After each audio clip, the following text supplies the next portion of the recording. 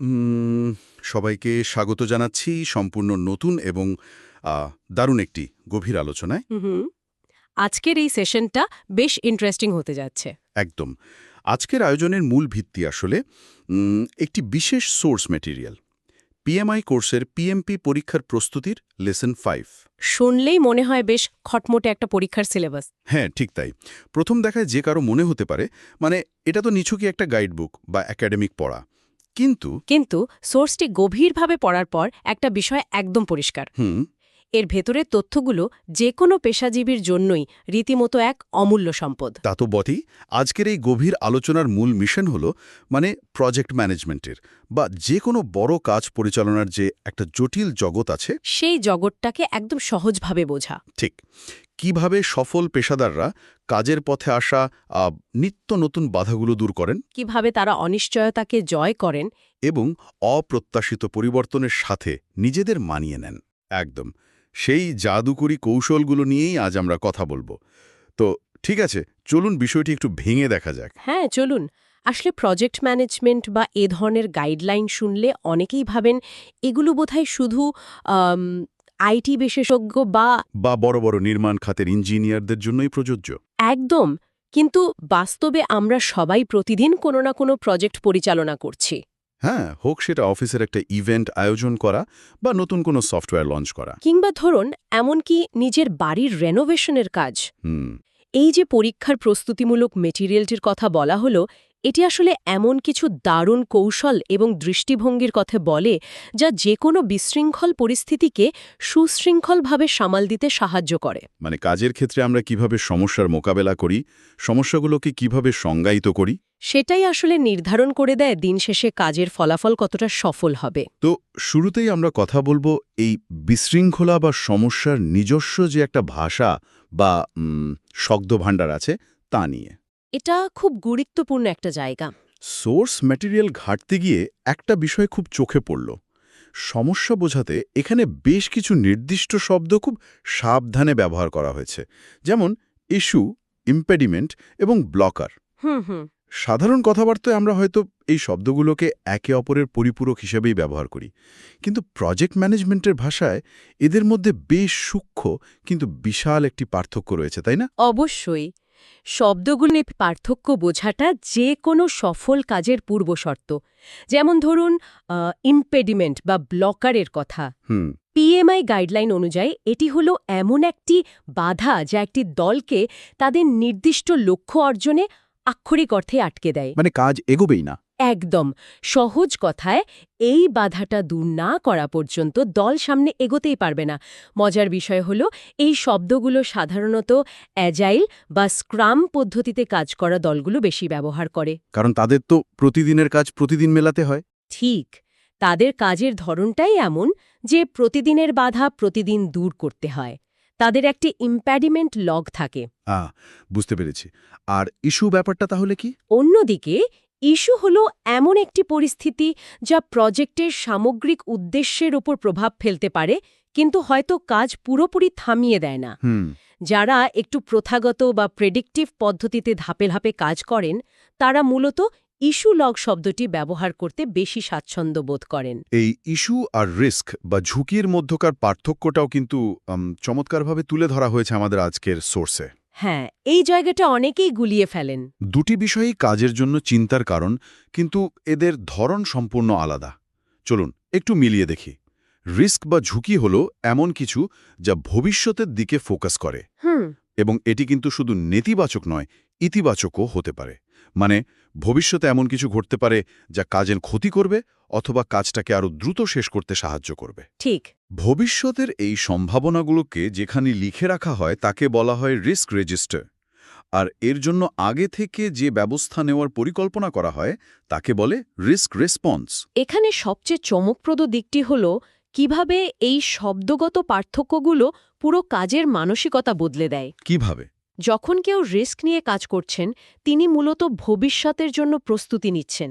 তিনি একজন দাবারুর মতো সামনের চালগুলো নিয়ে ভাবছেন। বাহ, দারুণ একটা উদাহরণ। কিন্তু যখন আমরা ইস্যু নিয়ে কথা বলি তখন আমরা পুরোপুরি বর্তমানের মধ্যে আছি। ইস্যু সবসময় নেতিবাচক। এটা কোনো সম্ভাবনা নয়। একদম না। এটি একটি বাস্তব সমস্যা যা ইতোমধ্যে ঘটে গেছে এবং এখনই এর সমাধান প্রয়োজন। হুম। একে ট্র্যাক করা হয় ইস্যু লগে, আর এর তাৎক্ষণিক সমাধান হিসাবে যা করা হয় তাকে বলা হয় ওয়ার্ক অ্যারাউন্ড। Work around? হ্যাঁ, মানে হলো সমস্যার শেকড় থেকে মূল সমাধান খোঁজার আগে কাজটা যেন অন্তত চলতে পারে তার জন্য পরিস্থিতি সামাল দেওয়ার একটি সাময়িক ব্যবস্থা গ্রহণ করা। এই ওয়ার্ক অ্যারাউন্ড শব্দটি শুনলেই বোঝা যায় যে পরিস্থিতি কতটা জরুরি, যেন ফুটো হয়ে যাওয়া নৌকায় তড়িঘড়ি করে তালি লাগানো হচ্ছে। হ্যাঁ, একদম তাই। সোর্স মেটেরিয়ালে এই ইস্যু লগের বেশ কিছু দারুণ বাস্তব উদাহরণ দেওয়া হয়েছে, যা থেকে বিষয়টা আরও পরিষ্কার হয়। হ্যাঁ, উদাহরণগুলো বেশ প্র্যাকটিক্যাল। যেমন ধরা যাক ট্রাক ড্রাইভারদের ধর্মঘট, সাপ্লাই চেনে মালামাল আটকে আছে, কাজ বন্ধ হওয়ার উপক্রম। এটা একটা বড় ব্লকার হতে পারে। কিংবা ধরুন গ্লেজিং সার্ভিস বা কাঁচ বসানোর কাজ হঠাৎ বন্ধ হয়ে গেছে। অথবা একটা খুব ইন্টারেস্টিং উদাহরণ ছিল জোসি বাইনো নামের একজন গুরুত্বপূর্ণ ক্লায়েন্টের চরম অসন্তুষ্টি। এটা কিন্তু স্টেক হোল্ডার ম্যানেজমেন্টের একটা বড় ইস্যু। ঠিক, এই প্রতিটি পরিস্থিতি এক একটি জীবন্ত ইস্যু, এবং সোর্স বলছে শুধু সমস্যাটি লিখে রাখাই যথেষ্ট নয়। হ্যাঁ, মালিকানা বা ওনারশিপ থাকতে হবে। একদম, এই সমস্যাগুলোর প্রতিটি অংশে একটি মালিকানা থাকতে হবে। মানে কার ঘাড়ে এই সমস্যা সমাধানের দায়িত্ব, তার নাম স্পষ্ট থাকতে হবে। তা না হলে তো কেউ দায়িত্ব নেবে না। সেটাই। পাশাপাশি একটি নির্দিষ্ট সময়সীমা বা ডিউ ডেট এবং বর্তমানে স্ট্যাটাস কি সেগুলো উল্লেখ থাকতে হবে, কারণ দায়িত্ব যদি সবার থাকে, দিন শেষে দেখা যায় কেউ আর কাজটা করছে না। চমৎকার একটি পয়েন্ট। আর এখানে দলের নেতৃত্বের ধরনটি সামনে চলে আসে। বিশেষ করে স্ক্রাম বা অ্যাজাইল পদ্ধতিতে একটি দলের মূল কাজই হল ব্যবসার জন্য সর্বোচ্চ ভ্যালু বা মূল্য তৈরি করা। তো সেখানে লিডারের কাজ কি? তাই একজন সার্ভেন্ট লিডার বা স্ক্রাম মাস্টারের সবচেয়ে বড় দায়িত্ব হল দলের কাজের পথের এই ব্লকার বা বাধাগুলো সরিয়ে দেওয়া। আচ্ছা। তাকে বলা যায় অনেকটা বরফ কাটার যন্ত্র বা স্নো প্লাউয়ের মতো, যে সামনের রাস্তা পরিষ্কার করে দেয় যাতে গাড়ি নির্বিঘ্নে চলতে পারে। দারুণ উপমা। দলের সদস্যরা যেন কোনো বাধা ছাড়াই কাজ করতে পারে তা নিশ্চিত করাই তার প্রধান কাজ। এর জন্য প্রতিদিনের স্ট্যান্ড আপ মিটিং ব্যবহার করে সদস্যরা একে অপরের সমস্যা চিহ্নিত করেন এবং প্রয়োজনে প্রতিষ্ঠানের ভেতরের যে কোনো দ্বন্দ্ব বা কনফ্লিক্ট মেটানোর উদ্যোগ এই লিডারই নিয়ে থাকেন। আর ঠিক এখানেই বিষয়টা সবচেয়ে আকর্ষণীয় হয়ে ওঠে, কারণ সমস্যা বা বাধা তো শুধু দলের ভেতর থেকেই আসে না, বাইরের জগৎ থেকেও আসে। একদম ঠিক। আর বড় কোনো কাজ বা প্রজেক্ট মানেই হলো পরিবর্তনের এক বিশাল সমাহার। আমাদের সোর্সে খুব সুন্দরভাবে বলা হয়েছে যে প্রজেক্টে পরিবর্তন কেন অনিবার্য। এর পেছনে অনেকগুলো কারণ থাকে। হ্যাঁ, বেশ কিছু বাস্তব কারণ থাকতে পারে। যেমন শুরুতে কাজের পরিমাপ বা খরচের যে অনুমান করা হয়েছিল তা ভুল প্রমাণিত হওয়া। হয়তো ভাবা হয়েছিল কাজটা 1 মাসে শেষ হবে, কিন্তু বাস্তবে দেখা গেল 3 মাস লাগছে। এটা খুবই কমন একটা বিষয়। আবার হয়তো হঠাৎ করে নতুন কোনো সরকারি নিয়মকানুন চালু হলো যা পুরো কাজের ধরনই বদলে দিল, কিংবা ক্লায়েন্ট কাজের মাঝপথে এমন কিছু রিকোয়ারমেন্ট পরিবর্তন করতে চাইল যা আগে ভাবাই হয়নি। যদি আমরা এটিকে বৃহত্তর প্রেক্ষাপটের সাথে যুক্ত করি, তাহলে দেখব যে পরিবর্তন মানেই কিন্তু প্রজেক্টের ক্ষতি বা বিপর্যয় নয়। মানে পরিবর্তনের ভালো দিকও আছে। অবশ্যই। অনেকেই কাজের মাঝপথে পরিবর্তন এলে ভয় পান বা বিরক্ত হন, কিন্তু সোর্স মেটেরিয়াল আমাদের মনে করিয়ে দিচ্ছে যে পরিবর্তন নতুন ভ্যালু বা সুযোগও তৈরি করতে পারে। বুঝতে পারছি। আর এই সুযোগগুলো কাজে লাগানোর জন্য শুধু ভেতরের দিকে তাকিয়ে থাকলে হবে না, বাইরের পরিবেশ বা এক্সটার্নাল এনভায়রনমেন্টকেও প্রতিনিয়ত মনিটর করতে হবে। তো সেটা করার উপায় কি? বাইরের হুমকি বা সুযোগগুলো বোঝার জন্য বিভিন্ন চমৎকার ফ্রেমওয়ার্ক বা টুলস ব্যবহার করা হয়। সোর্সে পেস্টেল, টেকপপ এবং ভিউকার মতো দারুণ কিছু ফ্রেমওয়ার্কের কথা বলা হয়েছে। এগুলো সাহায্য করে প্রজেক্টকে বাইরের পৃথিবীর সাথে তাল মিলিয়ে সঠিক পথে রাখতে। এই টার্মগুলো তো বেশ ভারী এবং শুনতে খুব একাডেমিক মনে হচ্ছে। আমি নিশ্চিত যারা শুনছেন তারা এগুলো নিয়ে আরও বিস্তারিত জানতে চাইবেন। যেমন ধরুন ভিউকা বা VUCA, এটার মানে আসলে কি এবং একটা প্রজেক্টে এটি কিভাবে কাজ করে? ভিউকা আসলে বর্তমান বিশ্বের অস্থিতিশীল পরিস্থিতি বোঝানোর একটি দারুণ শব্দ। এর 4টি অক্ষর দিয়ে 4টি ভিন্ন অবস্থাকে বোঝায়। আচ্ছা। ভি দিয়ে ভোলাটিলিটি বা অস্থিতিশীলতা, যেমন হঠাৎ করে কাঁচামালের দাম বেড়ে যাওয়া। ইউ দিয়ে আনসার্টেনিটি বা অনিশ্চয়তা, যেমন বাজারে নতুন কোনো প্রযুক্তির আগমন যা আমাদের বর্তমান কাজকে পুরনো করে দিতে পারে। মানে সবকিছুই বদলে যেতে পারে। একদম। সি দিয়ে কমপ্লেক্সিটি বা জটিলতা, যেমন একটি পণ্য তৈরি করতে 5টি ভিন্ন দেশের সাপ্লাই চেনের উপর নির্ভর করা। বাপরে, এটা তো সত্যিই জটিল। আর এ দিয়ে অ্যাম্বিগুইটি বা অস্পষ্টতা, যেখানে ক্লায়েন্ট নিজেই হয়তো ঠিকমতো জানেন না তিনি আসলে কি চাইছেন। এটা বোধহয় সবচেয়ে বেশি হয় প্রজেক্টে। ঠিক বলেছেন। এই 4 ধরনের পরিস্থিতি যখন কোনো প্রজেক্টে আঘাত হানে, তখন শুধু গতবাধা প্ল্যান দিয়ে কাজ হয় না, তখন প্রতিটি পদক্ষেপ মেপে মেপে ফেলতে হয় এবং ক্রমাগত ফিডব্যাক নিয়ে এগোতে হয়। কিন্তু কথা হলো, এই ভিউকা দুনিয়ায় প্রতিনিয়ত আসা পরিবর্তনগুলোকে যদি সঠিকভাবে নিয়ন্ত্রণ করা না যায়, তবে তা মুহূর্তেই প্রজেক্টকে ধ্বংসের দিকে নিয়ে যেতে পারে। একদম। চারদিক থেকে পরিবর্তনের অনুরোধ আসতে থাকলে তো মূল কাজটাই হারিয়ে যাবে। আর এখানেই আসে চেঞ্জ কন্ট্রোল সিস্টেমের ধারণা। হুম। যে কোনো পরিবর্তন চাইলেই হুট করে ফেলা যায় না। এর জন্য একটি আনুষ্ঠানিক চেঞ্জ কন্ট্রোল বোর্ড বা সংক্ষেপে সিসিবি থাকে। হ্যাঁ, সিসিবি। এই বোর্ড প্রতিটি পরিবর্তনের অনুরোধ বা চেঞ্জ রিকোয়েস্ট খুব সূক্ষ্মভাবে মূল্যায়ন করে এবং তারপর তা প্রজেক্টের জন্য ভালো নাকি খারাপ সেই বিবেচনা করে অনুমোদন বা বাতিল করার সিদ্ধান্ত নেয়। একদম নিখুঁত একটি বিশ্লেষণ। এই চেঞ্জ কন্ট্রোল বোর্ডে যে রিকোয়েস্টগুলো আসে, সোর্স অনুযায়ী সেগুলো মূলত 4 ধরনের হতে পারে। 4 ধরনের? হ্যাঁ, এগুলো কোনো তাত্ত্বিক বিষয় নয়, একেবারে প্রতিদিনের কাজের অংশ। ধরা যাক কাজটা তার নির্ধারিত ট্র্যাক থেকে সরে গেছে, তখন সেটিকে আবার লাইনে ফিরিয়ে আনার জন্য লাগে কারেক্টিভ অ্যাকশন। আচ্ছা, মানে ভুল পথে গেলে ঠিক করা। ঠিক। আবার ভবিষ্যতে যেন কোনো বড় ভুল না হয় বা সিস্টেম ক্র্যাশ না করে, তার জন্য আগেভাগেই নেওয়া হয় প্রিভেন্টিভ অ্যাকশন।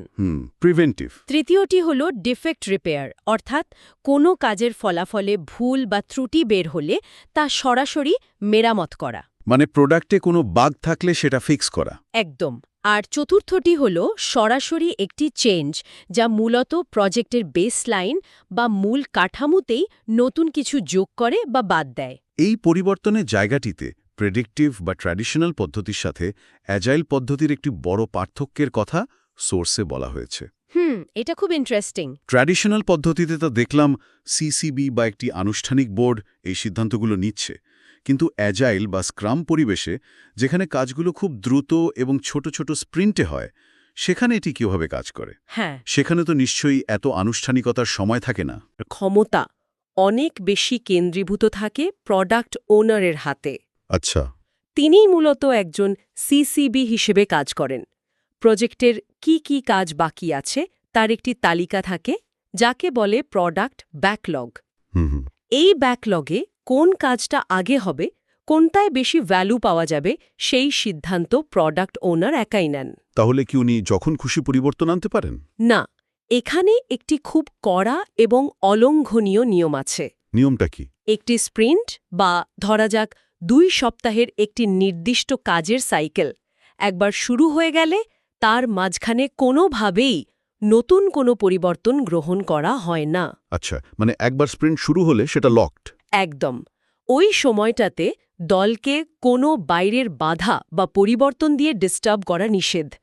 আর যদি ব্যাকলগে নতুন কোনো খুব গুরুত্বপূর্ণ পরিবর্তন আনতেই হয়, তবে জায়গা খালি করার জন্য তুলনামূলক কম গুরুত্বপূর্ণ কাজগুলোকে ব্যাকলগ থেকে নির্দয়ভাবে বাদ দিয়ে দেওয়া হয়। তার মানে সবাইকে একটি নিয়মতান্ত্রিক কাঠামোর মধ্যে দিয়ে যেতে হয়, তা যে পদ্ধতিতেই কাজ হোক না কেন।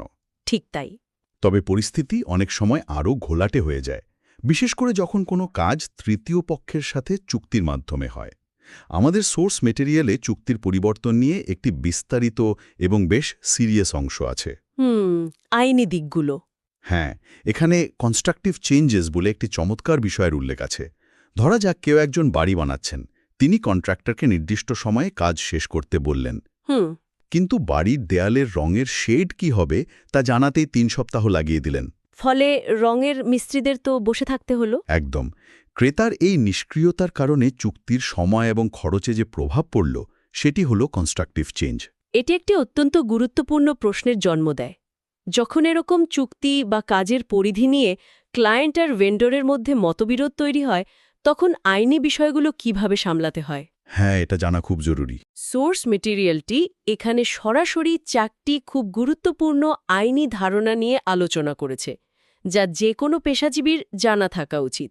কি কি সেগুলো? প্রথমটি হল ওয়ারেন্টি, যা হল পণ্য বা সেবার মান, নির্ভরযোগ্যতা বা নিরাপত্তা সম্পর্কে একটি স্পষ্ট এবং আইনি প্রতিশ্রুতি। হুম।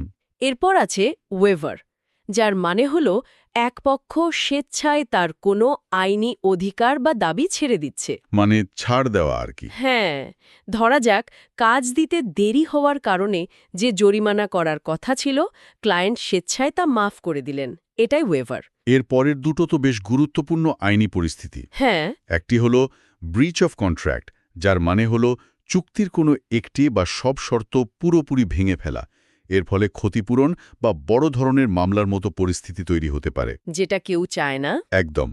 আর শেষেরটি হল সিজ অ্যান্ড ডিসিস্ট লেটার।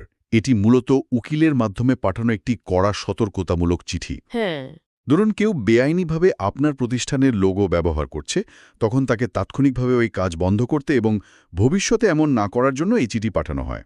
এই আইনি বিষয়গুলো এবং শব্দগুলো শুনলে যে কারোর মনেই শুরুতে একটু ভয় ঢুকে যেতে পারে। তা তো বটেই। মনে হতে পারে প্রজেক্ট ম্যানেজমেন্ট মানে বুঝি সারাক্ষণ উকিল নিয়ে বসে থাকা। কিন্তু এই সোর্সটির মূল সুর হল সমাধান খোঁজা, যুদ্ধ করা নয়। হুম।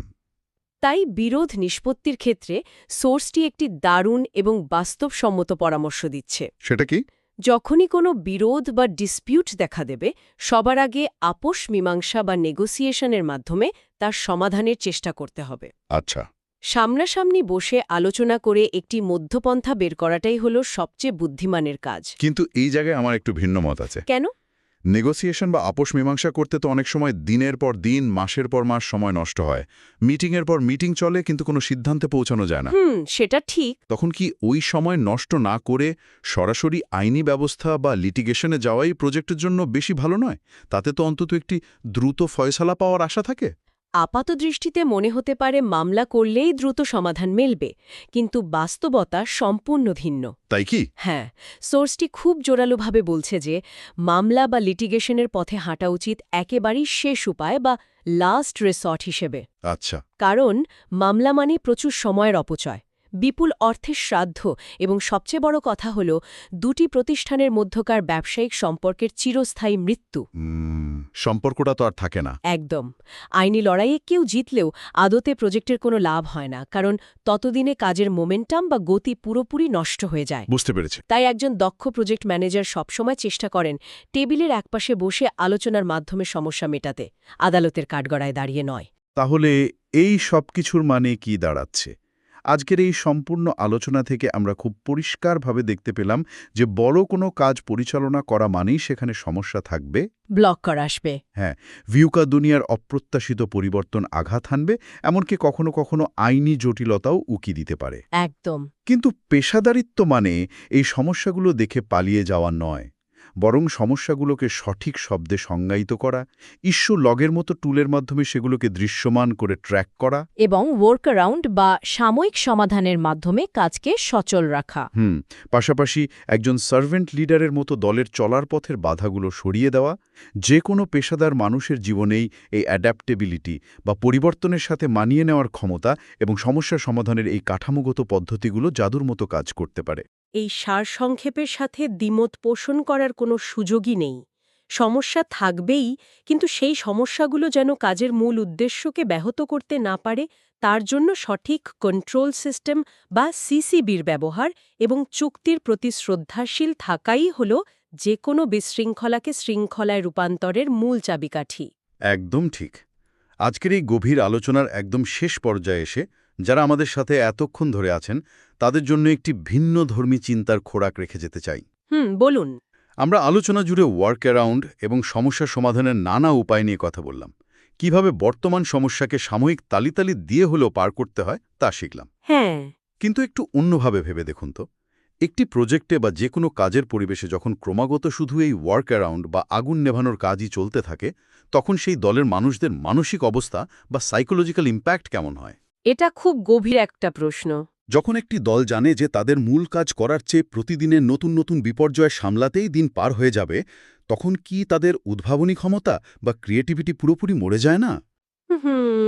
এই নিরন্তর সার্ভাইভাল মোড বা টিকে থাকার লড়াই একটি মানুষের পেশাদার সত্তাকে কতটা ক্লান্ত করে তুলতে পারে এই প্রশ্নটি নিজস্ব ভাবনার জগতে মিলিয়ে দেখার জন্য ছেড়ে দিলাম।